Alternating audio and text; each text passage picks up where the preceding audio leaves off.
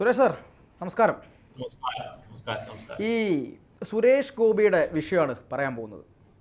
ഈ സുരേഷ് ഗോപിയെ ബന്ധപ്പെട്ട് എന്താണ് കഴിഞ്ഞ ദിവസം ഹേമ കമ്മിറ്റിയുമായി ബന്ധപ്പെട്ട് മാധ്യമങ്ങൾ അദ്ദേഹത്തെ പോയി കാണുകയും ആ സമയത്ത് അദ്ദേഹത്തിന് പോകാൻ വഴി നടക്കാൻ പോലും പറ്റാത്ത അവസ്ഥയിലേക്ക് അദ്ദേഹം എത്തിയ സമയത്താണ് അദ്ദേഹം എന്ത് ചെയ്തത്, ആ ഒരു മാധ്യമപ്രവർത്തകനെ അദ്ദേഹം അല്പം ഒന്ന് തള്ളി മാറ്റുന്നത്. അതുമായി ബന്ധപ്പെട്ട് വലിയ രീതിയിലുള്ള ചർച്ചകൾ മാധ്യമങ്ങൾ നടത്തി. മാധ്യമപ്രവർത്തകനെ ആക്രമിച്ചു, സുരേഷ് ഗോപിയുടെ ഫാസിസം തുടങ്ങിയുള്ള പല കാര്യങ്ങളാണ് മാധ്യമപ്രവർത്തകർ അല്ലെങ്കിൽ മാധ്യമങ്ങളൊക്കെ പടച്ചു വിട്ടുകൊണ്ടിരുന്നത്. യഥാർത്ഥത്തിൽ ഈ മാധ്യമങ്ങൾക്ക് ഒരാളോട് ചോദ്യം ചോദിക്കാനുള്ള അവകാശമുണ്ട്, അത് നമ്മൾ അംഗീകരിക്കുന്നു. ജനാധിപത്യത്തിൻ്റെ 4ാം തൂണാണ്, അതും അംഗീകരിക്കുന്നു. പക്ഷേ അതുപോലെ തന്നെ ഒരു വ്യക്തിക്ക് അതിന് മറുപടി പറയണോ എന്നുള്ളൊരു സ്വാതന്ത്ര്യം അദ്ദേഹത്തിനുണ്ട്. അതുപോലെ തന്നെ അദ്ദേഹത്തിന് എനിക്ക് ഒന്നും പറയാൻ താല്പര്യമില്ല എന്ന് പറഞ്ഞു കഴിഞ്ഞാൽ പിന്നെ അദ്ദേഹത്തിനെ പോയി ബുദ്ധിമുട്ടിക്കുന്നത് ശരിയായ കാര്യമല്ല. അദ്ദേഹത്തിന് സുഖകരമായി നടന്നു പോകാനുള്ള അല്ലെങ്കിൽ സഞ്ചരിക്കാനുള്ള സ്വാതന്ത്ര്യം അദ്ദേഹത്തിനുണ്ട്. അതടക്കം തടഞ്ഞുകൊണ്ടാണ് മാധ്യമങ്ങൾ അന്ന് പണിയെടുത്തിട്ടുള്ളത്. പക്ഷേ പുറത്തു വരുന്ന വാർത്തകൾ എന്ന് പറയുന്നത് മാധ്യമപ്രവർത്തകരെ കയ്യേറ്റം ചെയ്തു, മാധ്യമങ്ങളോട് അപമര്യാദയായി പെരുമാറി എന്നത് മാത്രമാണ് പുറത്തു വരുന്ന വാർത്തകൾ. അപ്പോൾ ഇത് മാധ്യമങ്ങൾക്കും ഒരു ഡെഡ് ലൈൻ അല്ലെങ്കിൽ ഒരു അതിർത്തി, ഒരു അതിർവരമ്പ് ഇല്ലേ സാർ? ഇതാണ് ഇല്ലാത്തത്. അത് ഇംഗ്ലീഷിലൊരു സെയിങ് ഉണ്ട്, your freedom ends where my nose begins. എൻ്റെ മൂക്കറ്റ് അറ്റത്ത് നിങ്ങളുടെ ഫ്രീഡം നിന്നു, നിങ്ങൾ എന്നെ തൊടാൻ പറ്റില്ല അവിടെ. പക്ഷെ നമ്മുടെ നാട്ടിലെ മാധ്യമങ്ങൾക്ക് അതല്ല. നാളെ അമിത്ഷാ വരുമ്പോൾ നിങ്ങൾ ഇതേമാതിരി ഇപ്പോൾ അമിത്ഷായുടെ അടുത്ത് പോയി മൈക്ക് ഇട്ടിട്ട് ചോദ്യങ്ങൾ ചോദിക്കുക, അവിടെ തട്ടിമാറ്റും, സെക്യൂരിറ്റിക്കാർ പിടിച്ച് ഓടിക്ക് കൊടുക്കും. ഇത് സുരേഷ് ഗോപിയുടെ പ്രോബ്ലം എന്ന് പറ്റുന്ന, സുരേഷ് ഗോപിക്ക് അത്ര ക്ലോസ് പ്രോക്സിമിറ്റി സെക്യൂരിറ്റി ഇല്ല. ഒരു 1+1 or 2+2 സെക്യൂരിറ്റി ആയിരിക്കും സുരേഷ് ഗോപിക്ക് ഉള്ളത്. അവിടെ പോയി നിങ്ങൾ ഒരാളൊരു ഗവൺമെന്റ് പ്രോഗ്രാമിൽ ഇറങ്ങി വരുമ്പോൾ അവിടെ പോയിട്ട് നിങ്ങൾ ഹേമ കമ്മിറ്റി റിപ്പോർട്ടിനെ പറ്റി എന്താ പറയാനുള്ളത്, നിങ്ങൾ അമ്മയെ പറ്റി എന്താ പറയാനുള്ളത്? ഇത് സുരേഷ് ഗോപി ഇപ്പോൾ ഒരു യൂണിയൻ മിനിസ്റ്റർ. ഞാനും സുരേഷ് ഗോപിയെ 2 ആഴ്ച മുമ്പ് ഇതേ പോയിന്റ് വേറൊരു കോൺസെപ്റ്റ് ഞാനും ധനുഷും കൂടി ഡിബേറ്റ് ചെയ്തു. ഞാൻ പറഞ്ഞത് സുരേഷ് ഗോപിക്ക് ചിലപ്പോൾ കൂടുതൽ പറഞ്ഞു പോകുന്നു. ഇതിപ്പോൾ പറഞ്ഞില്ലെങ്കിലും കുഴപ്പമായി, പറഞ്ഞാലും അത് അതിനെക്കാട്ടും വലിയ കുഴപ്പം. അപ്പോൾ ഇത് ഇംഗ്ലീഷിൽ പറയും do if you damned if you don't damned if you don't എന്ന് പറയാം. ചെയ്താലും ചെയ്തില്ലെങ്കിലും നമുക്ക് പ്രോബ്ലം ആണ്. സുരേഷ് ഗോപി ഒരു യൂണിയൻ മിനിസ്റ്റർ, ഒരു ഗവൺമെന്റ് പ്രോഗ്രാം ഇറങ്ങി വരുമ്പോൾ നിങ്ങളുടെ മന്ത്രി സ്ഥാനത്തെ പറ്റിയോ അല്ലെങ്കിൽ നിങ്ങളുടെ ഈ പറഞ്ഞ മാതിരി അവിടുത്തെ ടൂറിസം ഡിപ്പാർട്ട്മെന്റിനെ പറ്റിയോ കേരളത്തിന് വരാൻ പോകുന്ന ഡെവലപ്മെന്റിനെ പറ്റി ചോദ്യം ചോദിച്ചാൽ ഇറ്റ് മേക്ക് സെൻസ്. നിങ്ങളുടെ ഒരു ഹോട്ട് ടോപ്പിക് ഉണ്ട്, അത് നിങ്ങൾക്ക് അജണ്ട ആയിട്ട് നടത്തണം. അതിന് സുരേഷ് ഗോപിയെ പ്രൊവോക്ക് ചെയ്യണം. സുരേഷ് ഗോപിയെ പ്രൊവോക്ക് ചെയ്ത് സുരേഷ് ഗോപി എന്തെങ്കിലും തോന്നി അവർ വിളിച്ചു പറയും, അത് വലിയ ന്യൂസ് ആക്കാൻ പറ്റുമെന്ന് ഇവർ വിചാരിച്ചു. പക്ഷെ എനിക്ക് സുരേഷ് ഗോപി ആദ്യമായിട്ട് ഒരു മെച്യൂർ വേ ബിഹേവ് ചെയ്തു. എനിക്കിതിനെ പറ്റി ഒന്നും പറയാൻ ഇപ്പം ഇല്ല, ഞാൻ അമ്മയുടെ പ്രോഗ്രാമിൽ നല്ല ഇറങ്ങി വരുന്നത്. അങ്ങനെയാണ് നിങ്ങൾക്ക് ചോദിക്കാനുള്ള എല്ലാ അധികാരമുണ്ട്, എന്താ ഡിസ്കസ് ചെയ്ത് അവിടെ. ഇത് ഞാൻ എൻ്റെ ഒരു ഗവൺമെന്റ് പ്രോഗ്രാമിൽ നിന്ന് ഇറങ്ങി വരികയാണ്, അതിനെപ്പറ്റി നിങ്ങൾക്ക് ചോദിക്കുകയാണെങ്കിൽ ഞാൻ പറയാം. ഇതിനെപ്പറ്റി ഇപ്പം ഞാൻ പറയുന്നത് വളരെ ക്ലിയർ ആണ്. അതിനെ എത്ര വലിയ കോൺട്രവേഴ്സി ആക്കിയിട്ട് ഈ അബ്സല്യൂട്ട് റൈറ്റ് ആർക്കും ഇല്ല കേട്ടോ ചോദ്യം ചോദിക്കാൻ, ഒരാൾക്കില്ല. ഏത് മാധ്യമ സ്ഥാപനത്തിനും അബ്സല്യൂട്ട് റൈറ്റ് ഇല്ല. ഒരു മിനിസ്റ്ററോ ആരെങ്കിലും നോ കമന്റ്സ് ആണ്, നോ കമന്റ്സ് ആണ്, അത് കഴിഞ്ഞു. കുറെ പേര് തടിതപ്പും ആക്ച്വലി എനിക്കൊന്നും പറയാനില്ല ഇതിനെ പറ്റിയിട്ട്, ഈ ഇഷ്യൂവിനെ പറ്റിയിട്ട്. നമ്മൾ കണ്ട് കേരളത്തിൽ മന്ത്രിയെ പറ്റിയിട്ട് ഇതേ കാര്യം ചോദിച്ചപ്പോൾ എന്താ പറഞ്ഞ അദ്ദേഹം ഇത് എന്റെ ഡിപ്പാർട്ട്മെന്റിലുള്ള ആ മന്ത്രിയുടെ അടുത്ത് പോയി ചോദിക്കുന്നു. അതാണ് വേണ്ടത്. നമ്മുടെ അവിടുത്തെ പ്രോബ്ലം എല്ലാവർക്കും ചോദ്യം ചോദിക്കാൻ. ഞങ്ങൾ ഒരു മൈക്കും ഒരു ക്യാമറ ഉണ്ടെങ്കിൽ അവരുടെ വിചാരം അവർക്ക് എന്ത് വേണമെങ്കിൽ ചെയ്യാമെന്നാണ്. സോറി, അത് നടക്കില്ല. അത് ഒരു പ്രൊഫഷണലിസം അല്ല. അതിന് ഒരു പ്രൊഫഷണൽ ആയിട്ടുള്ള ഒരാള് പെർമിഷൻ ചോദിച്ചിട്ടാണ് ഇന്റർവ്യൂ എടുക്കുക, പെർമിഷൻ ചോദിച്ചിട്ടാണ് ക്വസ്റ്റ്യൻ എടുക്കുക. Are you ready to speak? No. Okay, thank you, കഴിഞ്ഞു, കാര്യം കഴിഞ്ഞു. ഇല്ല, നിങ്ങൾ പറഞ്ഞേ പറ്റൂ, അല്ലെങ്കിൽ നിങ്ങൾ ഞാൻ വിടില്ല, നിങ്ങൾ തടഞ്ഞു നിർത്തും.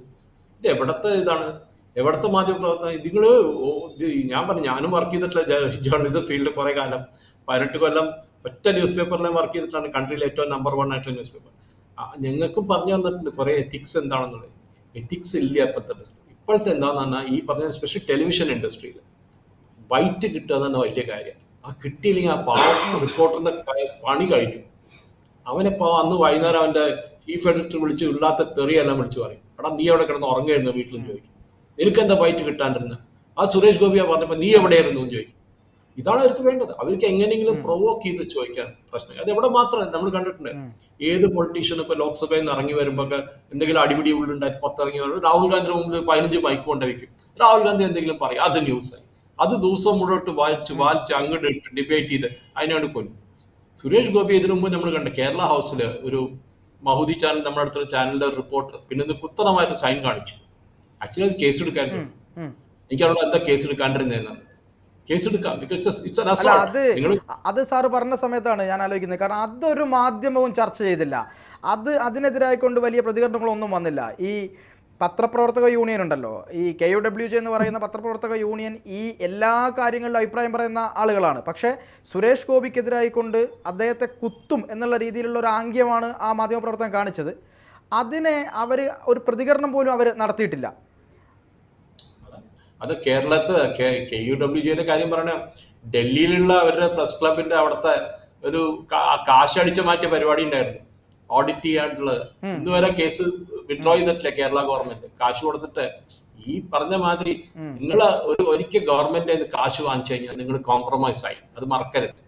അത് എന്ത് പേരിൽ വാങ്ങിച്ചാലും, കാശ് വാങ്ങിച്ചാലും, സ്ഥലം വാങ്ങിച്ചാലും, കാശ് വാങ്ങിച്ചാലും, ഗവൺമെന്റിന് ഏത് പ്രസ് ക്ലബ് ആയാലും യു ഹാവ് കോംപ്രമൈസ്ഡ് യുവർസ്. നാളെ തൊട്ട് നിങ്ങൾക്ക് ഗവൺമെന്റ് തെറി വിളിക്കാനല്ല, ചീത്ത പറയാനല്ല, ക്വസ്റ്റ്യൻ ചെയ്യാനുള്ള അതോറിറ്റി ഇല്ല. സുരേഷ് ഗോപിക്ക് അദ്ദേഹം ഒരു പേഴ്സണലായിട്ട് വരുമ്പോൾ അദ്ദേഹത്തിനോട് ചോദിക്കാനുള്ള പ്രശ്നം അദ്ദേഹത്തിന് ആൻസർ ചെയ്യാൻ ഇഷ്ടമുണ്ടെങ്കിൽ ആൻസർ ചെയ്യും. നാളെ തൃശ്ശൂർ പൂരത്തിൽ പോയിരുന്ന് പറയും, നിങ്ങൾ പൂരത്തിന്റെ സമയത്ത് നിങ്ങൾ മുകേഷിനെ പറ്റി എന്താ പറയാണെന്ന് ചോദിച്ചു കഴിഞ്ഞാൽ ഇതൊരു അറ്റ്മോസ്ഫിയർ, ഒരു സിറ്റുവേഷൻ എന്താണ്? ഞാൻ തൃശ്ശൂർ പൂരത്തിനെ പറ്റി ഒരു മീറ്റിംഗ് നടത്തുകയാണ്, അതിന് കയറി വന്നിട്ട് മുകേഷിനെ പറ്റി എന്താ പറയാണെന്ന് ചോദിച്ചാൽ ഞാൻ ഒരു എക്സാമ്പിൾ തന്നാണ്. അത് അങ്ങനെ നടന്നു എന്നല്ല പറയണത്. ഓരോന്നൊരു സന്ദർഭമുണ്ട്.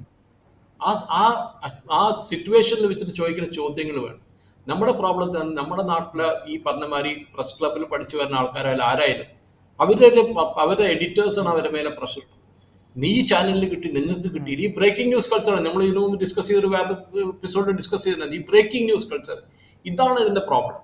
ഈ ബൈറ്റ് വാങ്ങല്, നന്നായിട്ട് ഇരുന്നൊരു സ്റ്റോറി ഉണ്ടാക്കി എഴുതൽ ഇവരെ കൊണ്ട് പറ്റില്ല. റിസർച്ച് ചെയ്തിട്ട് സ്റ്റോറി ഉണ്ടാക്കാൻ എങ്ങനെയെങ്കിലും ഒരു ബ്രേക്കിംഗ് ന്യൂസ് ഉണ്ടാക്കണം. രാഹുൽ ഗാന്ധി പറഞ്ഞു, മോദി ഇങ്ങനെ ചെയ്തു, അദാനി കാശുണ്ടാക്കി ഇങ്ങനെ ചെയ്തു. എന്ത് പറ്റി? അദാനി റിപ്പോർട്ടിനെ പറ്റിയിട്ട് കഴിഞ്ഞ 2-3 ആഴ്ച ഹിഡൻബർഗ് ഡിബേറ്റ് നടന്നു, ചർച്ചകൾ നടന്നു. ഇപ്പൊ ഒരാൾ മിണ്ടില്ല. അദാനിയുടെ ഷെയർ ഇടിഞ്ഞു പൊടിഞ്ഞു എന്ന്. ഞാനന്ന് അത് കഴിഞ്ഞിട്ട് ഒരു മണിക്കൂർ കഴിഞ്ഞിട്ട് നമ്മുടെ ABC തന്നെ വേറെ ഡിബേറ്റ് വന്നപ്പോൾ ആ ഷെയർ ആക്ച്വലി 10% കൂടുകയും ചെയ്തു. എനിക്കത് മനസ്സിലായി. ഇവരെ ലോജിക് എവിടെയെന്ന് മനസ്സിലാവാത്തത്. ഒന്നും ഇവർക്ക് ഹിന്ദി അറിയില്ല, അതാണ് ഇവരുടെ ഏറ്റവും വലിയ പ്രോബ്ലം. ചില നോർത്ത് ഇന്ത്യൻ പൊളിറ്റീഷ്യൻസ് ഒക്കെ ഹിന്ദിയിൽ പറയും, ഇവർക്ക് മനസ്സിലാവില്ല. ഇവർക്ക് എന്തോ പറഞ്ഞു, അവരെന്തോ പറഞ്ഞു. ഇതേ മാധ്യമങ്ങള് നമുക്കറിയാം, ഹത്രസിലും അവിടെയൊക്കെ നടന്ന ഓരോ ഇൻസിഡന്റ് പിന്നെ നമ്മുടെ നാട്ടിൽ നിന്ന് ആൾക്കാർ അവിടെ പോയിരുന്നു. മണിപ്പൂർ എന്ന് പറയും, മണിപ്പൂരിൽ പോയിട്ട് ന്യൂസ് പറയും. പക്ഷെ നമ്മുടെ നാട്ടിൽ നടന്നു കഴിഞ്ഞാൽ അന്ന് മിണ്ടില്ല അവര്. അവിടെ നിന്ന് ന്യൂസ് അല്ല, അതൊന്നും മിണ്ടാൻ പാടില്ല, അത് ശരിയല്ല. ഇതാണ് ഞാൻ നമ്മുടെ ഒരു പ്രൊഫഷണലിസം ഇല്ല നമ്മുടെ ജേർണലിസത്തിൽ.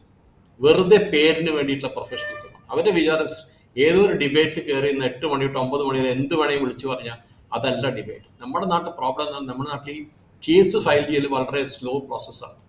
ഇപ്പൊ എന്റെ നേരെ ഒരാൾ ഒരു ആരോപണം നടത്തി കഴിഞ്ഞാൽ എനിക്ക് അയാളുടെ നേരെ കേസ് ഇട്ട് കഴിഞ്ഞാൽ ടെലിവിഷനിലായാലും എവിടെയായാലും എനിക്ക് ആ സമയം കുറെ എടുക്കും. ആ കേസ് കോടതിയിൽ വരാൻ തന്നെ കൊല്ലങ്ങൾ എടുക്കും. അതേസമയത്ത് UK മാരിലെ രാജ്യങ്ങൾ നോക്കും, ഇന്ന് ഫയൽ ചെയ്ത് കഴിഞ്ഞാൽ നാളെ കേസ് എടുക്കും കോടതിയിൽ. അത് ഫൈനാണ് അങ്ങേറ്റത്. സൺമാരിലെ പബ്ലിക്കേഷൻസ് ഒക്കെ അവിടെ എത്ര 10 മില്യൺ പൗണ്ടൊക്കെ 10 അടിച്ച് കലക്കിയ ഫൈനാണ് അവർക്ക്. അവർ പൊളിഞ്ഞു താവും. അവര് റോയൽ ഫാമിലിയുടെ നേരെ അലിഗേഷൻ അതും കോടതി തീർപ്പാക്കി 2 മാസത്തിനുള്ളിൽ. അതാ അവിടെ വേണ്ടത്. ഒരാൾ ടെലിവിഷൻ ചാനലിൽ കയറിയിരുന്ന് ഒരു ഡിബേറ്റിൽ എന്തിലായിക്കോട്ടെ എന്റെ മേലെ അല്ലെങ്കിൽ വേറെ ഒരാളുടെ മേലെ ആരോപണം ചെയ്ത് കഴിഞ്ഞാൽ അതിന് പ്രൂഫ് ഇല്ലെങ്കിൽ അതൊരു അലിഗേഷനായി മാറും. ഇപ്പൊ ഞാൻ പറഞ്ഞു, ഈ സിനിമ കേസോ വേറെ എന്തായാലും സുരേഷ് ഗോപിയുടെ അടുത്ത് ചോദിക്കും, സുരേഷ് ഗോപിയുടെ നേരെ പേഴ്സണൽ അലിഗേഷൻസ് ഉണ്ടോ? നാളെ അതും പറയട്ടോ, നോക്കിക്കോളാം. സുരേഷ് ഗോപിയുടെ നേരെ പണ്ട് നമ്മൾ കണ്ടതാ, ഒരു മാധ്യമപ്രവർത്തകരെ കൈവച്ചു എന്ന് പറഞ്ഞിട്ട് വലിയൊരു ഇഷ്യൂ ആക്കി. തോളത്ത് കൈവച്ചാണ്. അതന്നെ നമ്മുടെ നാട്ടിലെ മാധ്യമങ്ങൾ വലിയൊരു ഇഷ്യൂ ആക്കി. പക്ഷെ ബാക്കി ആര് ചെയ്താലും ഒരു കുഴപ്പമില്ല. പിണറായി വിജയൻ കടന്നു പോകുന്ന ഒന്നും മിണ്ടാത്ത ആൾക്കാരാണ് ഇവരൊക്കെ. അന്ന് ഇവരെ മാധ്യമ സ്വാതന്ത്ര്യമൊക്കെ എവിടെ പോയെന്ന് അറിഞ്ഞൂടെ. കാശ് വാങ്ങിച്ച മുഖ്യമന്ത്രിയുടെ നിന്ന് സ്പോൺസേർഡ് പ്രോഗ്രാം നടത്തുന്ന ചാനലുകൾ നമ്മുടെ അടുത്തുണ്ട്. എന്നിട്ട് സ്പോൺസേർഡ് വാക്ക് പോലും എഴുതില്ല അതിന്റെ സൈഡിൽ.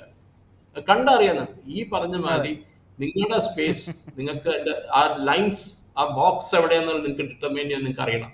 ഒരാളുടെ പ്രൈവസി അന്ന് നമ്മൾ കണ്ടതാണ്. ഈ അർജുന്റെ കേസില് അവരെ വീട്ടിൽ പോയിട്ട് അവരെ അമ്മയുടെ അടുത്തൊക്കെ നിങ്ങളുടെ മോൻ തിരിച്ചു വരുമോ, ഇത് എന്ത് ചോദ്യം എനിക്ക് മനസ്സിലാവുന്നില്ല. അതെ അതെ അതെ ഒരു ഫാമിലി അവിടെ അതെ പാവം ജീവിച്ചിരുന്നോ മരിച്ചോന്നോ അറിയാണ്ടിരിക്കുന്ന സമയത്താണ് മൈക്ക് കൊണ്ടേ വെച്ചിട്ട് ഓ നിങ്ങൾ അതാണ് നല്ല കാര്യം ചെയ്തത്. എനിക്ക് ആ ഷിരൂരിൽ നടന്ന ഇൻസിഡന്റ് വളരെ ഇഷ്ടമായി. ഇന്ത്യൻ ആർമി വന്ന് പറഞ്ഞാൽ ഇവരെയൊക്കെ പിടിച്ചെടുത്ത് പുറത്തേക്കാക്കാൻ പറഞ്ഞു. അതാ വേണ്ടത്. കർണാടക പോലീസ് ഇവരെ പിടിച്ചെടുത്ത് പുറത്തേക്കാക്കുക, അല്ലെങ്കിൽ മാധ്യമം ഇവിടെ വേണ്ട വരുന്നു. ഇതാണ് നമ്മള് ശരിക്കൊരു ഈ പറഞ്ഞ ഒരു പ്രൊഫഷണലിസം ഇല്ലാന്ന് കാണിക്കുന്നതിന്റെ ഒരു ഇൻഡസ്ട്രി നമ്മുടെ അടുത്തുണ്ടെങ്കിൽ അത് മാധ്യമങ്ങളാണ്.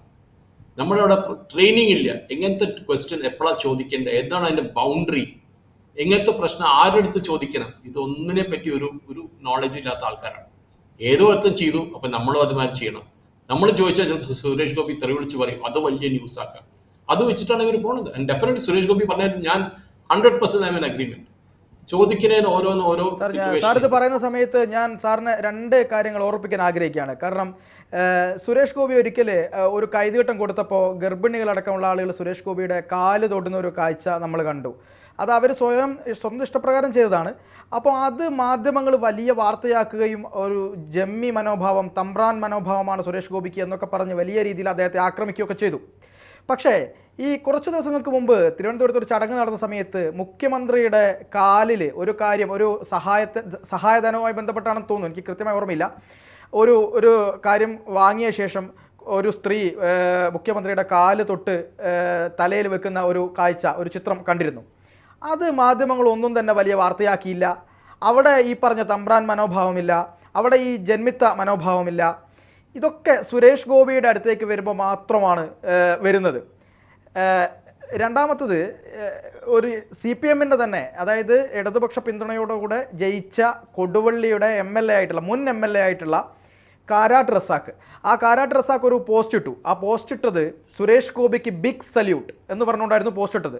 കാരണം സുരേഷ് ഗോപി ചെയ്യേണ്ടതാണ് ചെയ്തത്. മാധ്യമങ്ങൾക്ക് എന്തും ചെയ്യാം എന്നുള്ള ബോധ്യം, അല്ലെങ്കിൽ എന്നുള്ള നിലപാട് തിരുത്തണം എന്ന് പറഞ്ഞുകൊണ്ട് അദ്ദേഹം ഒരു ഫേസ്ബുക്കിൽ ഒരു പോസ്റ്റ് ചെയ്തു. അത് ആലോചിക്കണം, CPM-ൻ്റെ തന്നെ മുൻ MLA ആണ് ഇത് പോസ്റ്റ് ചെയ്തത് എന്നുള്ളതാണ്. അതാണ് ഞാൻ സുരേഷ് ഗോപി ചെയ്തതിന് ഒരു തെറ്റുമില്ല, ചെയ്തത് കറക്റ്റ് ആയിരുന്നു ശരിക്കും ഞാൻ പറയണെങ്കിൽ.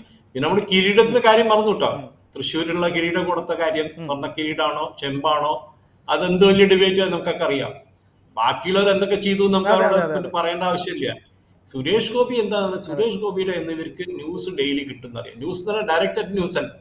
സുരേഷ് ഗോപി പറഞ്ഞ മാതിരി ഒന്ന് തുമ്മിക്കഴിഞ്ഞാൽ അതൊരു ന്യൂസാവും, തുമ്മാണ്ടിരുന്ന അത് വേറെ ന്യൂസാവും. സുരേഷ് ഗോപി ചിരിച്ചില്ലെങ്കിൽ ന്യൂസാവും, ചിരിച്ചു കഴിഞ്ഞാൽ വേറെ ന്യൂസാവും. സുരേഷ് ഗോപി പറഞ്ഞ മാതിരി ഒരാൾക്ക് 10 ലക്ഷം കൊടുത്താൽ അത് ന്യൂസാവും, ചിലപ്പോൾ 10 ഉറുപ്പ്യ കൊടുത്താൽ അത് വലിയ ന്യൂസാവും. അവർ കാത്തു നിൽക്കുകയാണ്. എനിക്ക് പിന്നെ സുരേഷ് ഗോപിയുടെ അടുത്തതിന് മുമ്പ് ഞാൻ പറഞ്ഞത്, സുരേഷ് ഗോപിക്ക് വേണ്ടത് നല്ലൊരു PR സെറ്റപ്പാണ്. സുരേഷ് ഗോപി എല്ലാത്തിനും മാധ്യമങ്ങളുടെ അടുത്ത് പോകേണ്ട ആവശ്യമില്ല.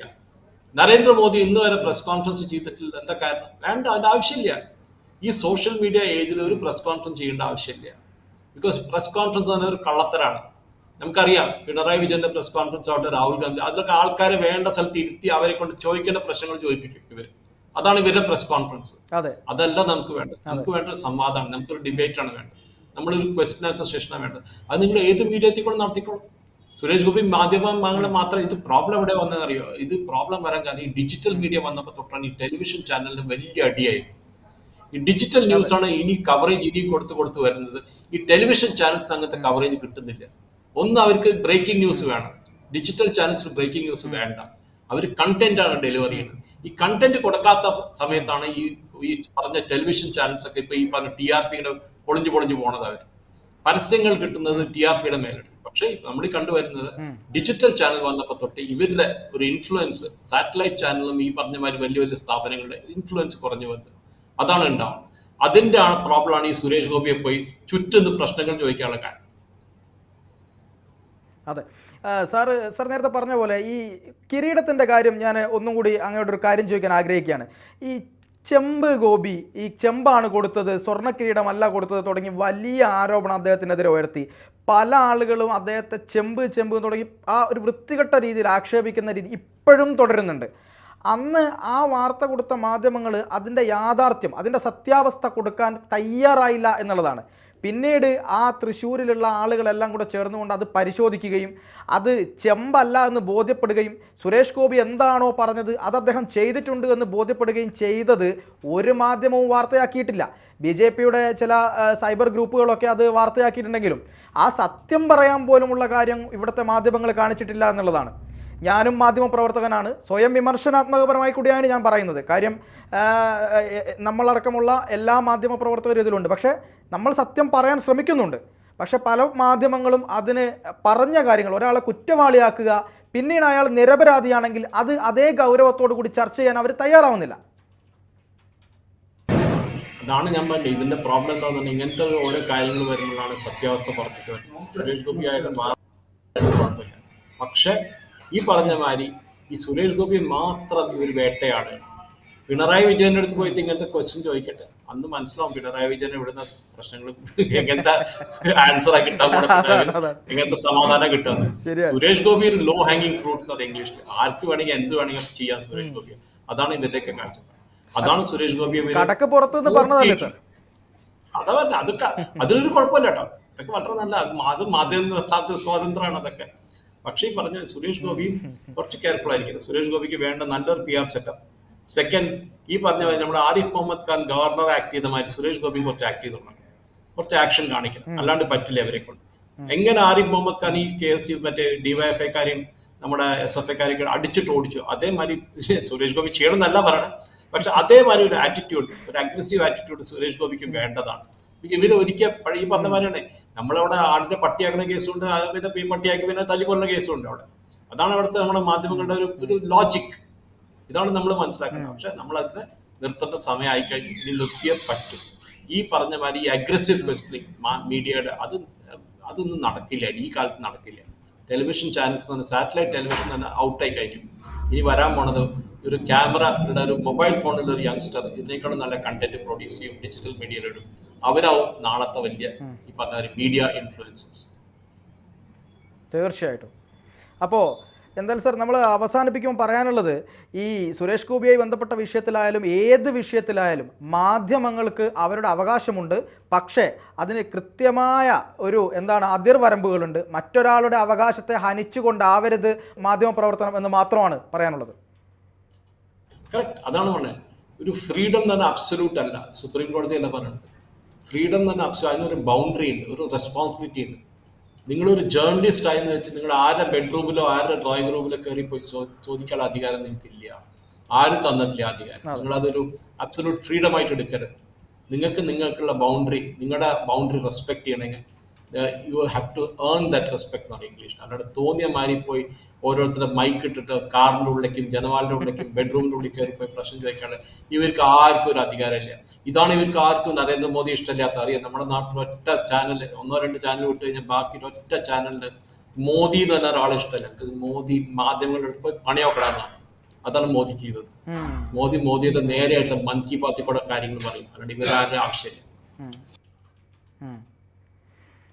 എന്തായാലും ഒരു നല്ല മാറ്റം ഉണ്ടാവും നമുക്ക് പ്രതീക്ഷിക്കാം സാർ. Thank you. കൂടുതൽ വാർത്തകളും വിശേഷങ്ങളും നിങ്ങളിലേക്ക് എത്താൻ ABC മലയാളം സബ്സ്ക്രൈബ് ചെയ്യുക, ബെൽ ബട്ടണും അമർത്തുക.